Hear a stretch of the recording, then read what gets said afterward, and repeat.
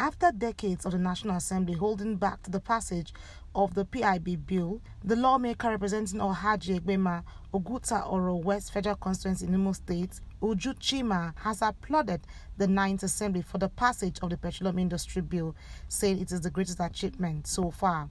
Addressing the media on the benefits of the passage of the bill, Chima said when the bill is eventually passed into law, it will provide an organized governance policy in the petroleum sector. The lawmaker noted that the piece of legislation will give the oil-producing areas the opportunity to participate in the use of their resources, as the 5% allocation to host communities will no longer be sent in proxy. The 9th Assembly, under the leadership of Right Honorable Speaker Femi Wajabiamila, has actually given flesh and life to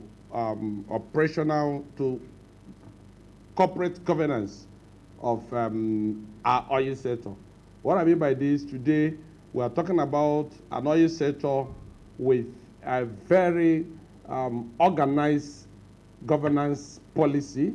The governance policy, I mean, is the policy that we actually entrench profitability, viability of the oil and gas sector in this country.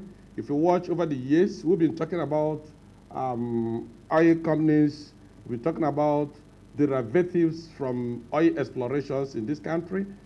You can agree with me too that some of you have questions as regarding the viability or the profitability of our oil and gas sector. Hence, we keep on saying Nigeria is broke or Nigeria do not have money. I mean, in the past.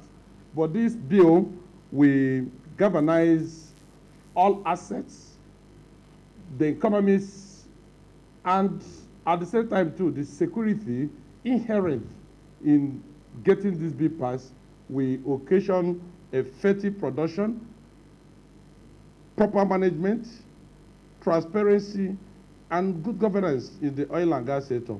I know very well that some of the sessions, I think it should be session 53, discussed about, it should be session 53 of the bill, made mention of having an Nnpc that will be that will be accountable to the people of Nigeria. That will guarantee the immediate registration upon assenting to this bill by the President of the Federal Republic of Nigeria, having what we call an Nnpc Limited. An Nnpc Limited will now be vested with the responsibility of making sure that the profit accruable from oil explorations in this country will be moved to Federation account as quick as possible. And Section 240, which I know most of you are waiting to ask questions, Section 240 is talking about the host communities. And these host communities today, if you are from Niger Delta area, please go back to your place and sing music of joy, because we are now, or we've given impetus and powers and provided enabling environment for you to participate in your own resources. And what this means is that 5% of operational costs by oil companies has been exclusively reserved for the host communities. And the host communities, I mean, the communities imparted access road and every other context that makes you an oil-producing community or host community. So the 5% will no longer be sent in proxy.